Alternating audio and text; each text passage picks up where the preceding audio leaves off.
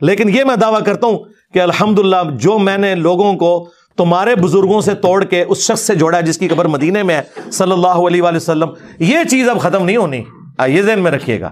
Doctor اسرار صاحب دنیا سے چلے گئے، ویڈیوز میں زندہ ہیں۔ مولانا اسحاق صاحب دنیا سے چلے گئے، ویڈیوز میں زندہ ہیں۔ اور انجینئر صاحب کی ویڈیوز تو آپ چھوڑ دیں، ہاں دنیا میں جہاں کہیں اسلام پہ بات ہوتی ہے نا، تو انجینئر صاحب کی ویڈیو پہلے نمبر پہ کھلتی ہے اللہ کے فضل سے۔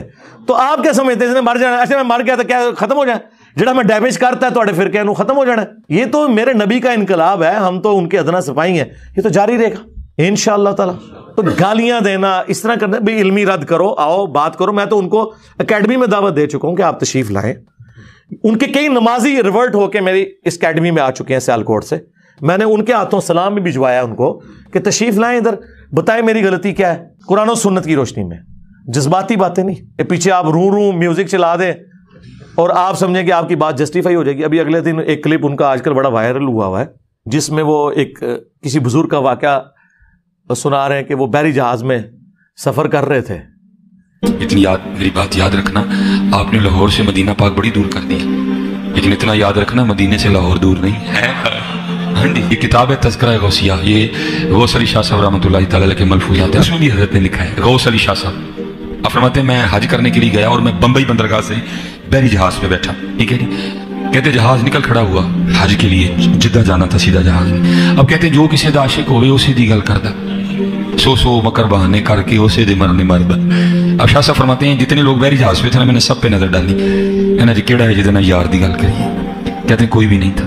کہتے ایک میں دسیا وہ اینے جو ہے ہی کہ یار دی تھی نہیں، لیکن یار دی گل ہو سکتی تھی، اور وہ تھا جہاز کا مولم۔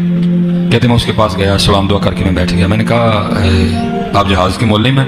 اس نے کہا ہاں۔ اب کہتے میں نے کہا یار ہر سال تو حجی لے کے جانا ہے تو لے کے بھی آنا ہے، تو چلو جاندے ہیں تو کوئی ولی نہ ہوئے لیکن آندے ہیں تو سارے ولی ہو کے آندے ہیں، تو آج تک کوئی تو اللہ دا یار ویکھیا ہے؟ آپ فرماتے ہیں وہ مولوی مجھے سر سے لے کے نا پاؤں تک دیکھ کے کہتا ہے حضرت ساری زندگی میں دو ہی اللہ کے دوست دیکھے، پہلے کی بات سناؤں کہ دوسرے کی؟ آپ فرماتے ہیں میں نے کہا پہلے کی سنا۔ کہتا ہے پہلا اللہ کا ولی میں نے تب دیکھا تھا جب اس جہاز کی مولوی میرے والد تھے اور میں ان کی زیر تربیت تھا۔ کہتے اسی طرح جہاز بمبئی بندرگاہ سے نکلا، تھوڑا سا جہاز آگے گیا ہوگا تو ایک بابا جی آگے اور آ کے میرے والد صاحب کو کہتے ہیں مولوی صاحب یہ تو بتائیں جدہ کب آئے گا؟ اگر مجھے پہلے پتا ہوتا نا کہ بحری جہاز میں سفر کرنے سے اتنی ابکائیں آتی ہیں، اتنا دل خراب ہوتا ہے، تو پھر ایک اور راستہ بھی تھا، میں نے اسی راستے سے چلے جانا تھا۔ اب یہ بتائیں جدہ کب آئے گا؟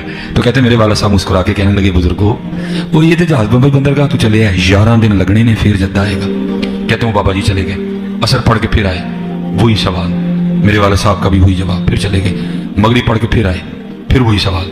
کس دفعہ میرے والد صاحب بھی غصے میں آ گئے، کہنے لگے بابا جی گل ہوں آخری ہے، بار بار نہ ہو میرے کا، میں تو 11 دن تو پہلے لیا نہیں سکتا، جو تسی لیا سکتے ہو تو لے آؤ۔ کہتے ہیں وہ بابا جی میرے والد صاحب کو کہتے ہیں پھر سب سے پہلے کون سی بندرگاہ آئے گی؟ کہتے ہیں میرے والد صاحب نے کہا مخا، پھر کون سی آئے گی؟ حدیدہ، پھر کون سی آئے گی؟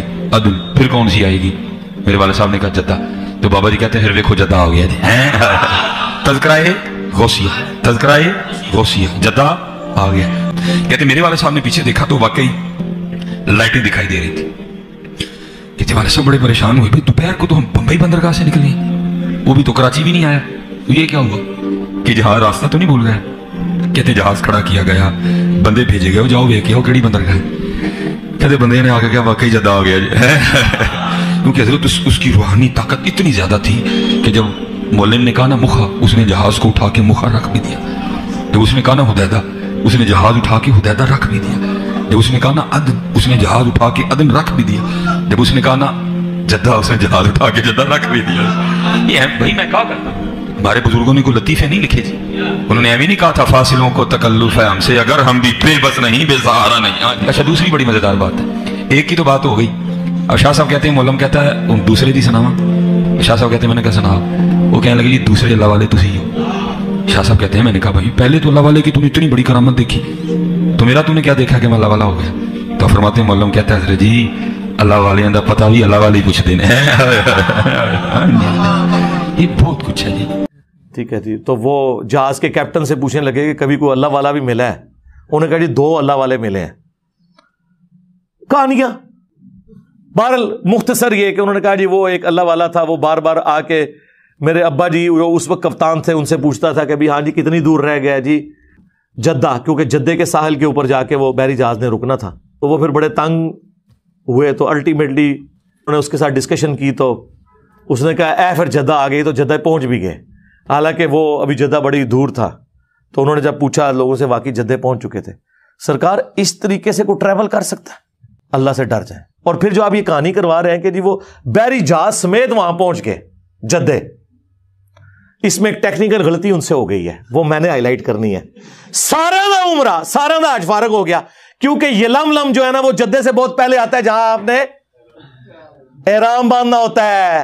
او بابا جل ہی نکلے تھوڑا، ہاں اونوں جڑا میں کہنا تواڈے بابیاں نوں نہ نماز دا پتا نہ حج روزے دا پتا، او بابا ایڈا جالی سی، اس کو چاہیے تھا یہ لم پہ پہلے وہ روکتا اور کہتا کہ بھائی میقات شروع ہو گیا، احرام باندھ لو۔ اس نے ڈائریکٹ سب کو جدے بجا دیا، سارے ہوتے دم واجب کرا چھڑا۔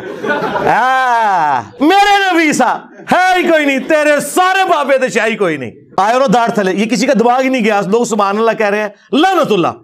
سارے ہوتے دم واجب کرواتا انہیں، کیونکہ جدے پہنچ گئے تو یہ لم تو گزر چکا ہے، جدے پہنچ گئے تو آپ باندھ ہی نہیں سکتے احرام، اور اگر باندھیں گے تو ہر بندے نے اللہ قربان، وہ تو بابا دے الٹا مصیبت پہ گئی۔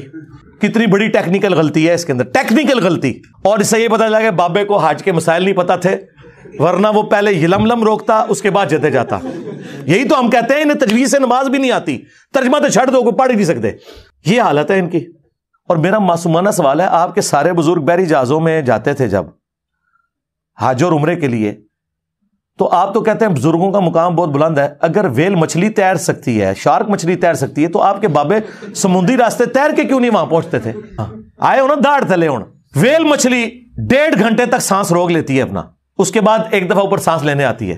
تو آڑے بابے دا بھی 1.5 گھنٹے سے سانس روکیے، چاہے غوث ہے، کتب ہے، ابدال ہے، 3 منٹ سے زیادہ کوئی بندہ زندہ نہیں رہ سکتا، عام آدمی مر جائے گا۔ اور دوسری طرف صحیح مسلم شریف، بنو سلمہ چوراہے پہ کھڑے ہیں، اللہ کے نبی علیہ السلام نے پوچھا کہ میں نے سنا ہے کہ تم مسجد نبوی کے قریب مدینہ شریف میں شفٹ ہونا چاہتے ہو۔ ان کا یا رسول اللہ گاؤں ایریا سے آتے ہیں، ظاہر ہے گاؤں ایریا سے آنے میں تردد ہے، نماز میں پہنچتے ہوئے اتنی ٹریولنگ کرنی پڑتی ہے، بعض کا جماعت بھی رہ جاتی ہوگی یا لیٹ پہنچتے ہوں گے، تو ہم نے سوچا کہ ہم نا مدینہ شریف میں ہی گھر لے لیں۔ تو نبی علیہ السلام نے فرمایا کہ جو تم اتنے قدم چل کے آتے ہو نا، تو تمہارے لیے ثواب لکھا جاتا ہے۔ یہ حدیث ہے، صحیح مسلم میں بھی، مشکات میں بھی موجود ہے۔ یہ ہے سر کتابوں کا پیغمبر۔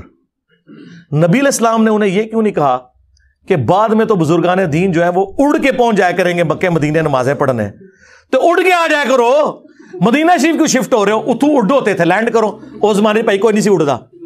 اور دوسری طرف یہ آپ کو کہتے ہیں بڑے سے بڑا غوث، کتب، ابدال، کسی صحابی کے گھوڑے کے قدموں کی خاک جو نتنوں میں بیٹھے اس کے برابر نہیں ہو سکتا۔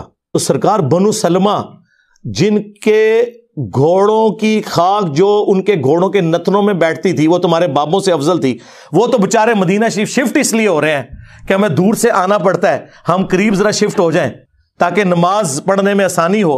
ان کو تو حضور نہیں کہہ رہے اڑ کے آ جاؤ، یا وہ سوچ لے کہ اگر اڑ کے آ سکتے تو بےچارے یہ کام نہ کرتے۔